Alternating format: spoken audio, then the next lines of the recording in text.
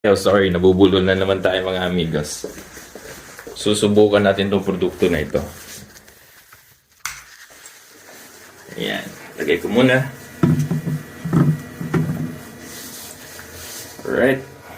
So ayan mga amigos, nilagyan ko na to ng sabon. Ayan lang. Press nyo lang itong power button. Ayan. Ganyan lang kadali. Lagay yung kamay nyo. So by the way mga amigos, yung ginamit ko is foam.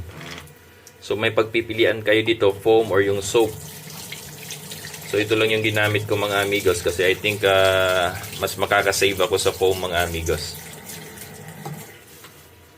Yan, napakaganda. Alright mga amigos, sa mga gusto bumili nito, mag-comment lang at ilalagay ko sa comment section kung paano nyo mabibili at kung saan nyo mabibili ang produkto na ito mga amigos. Alright, so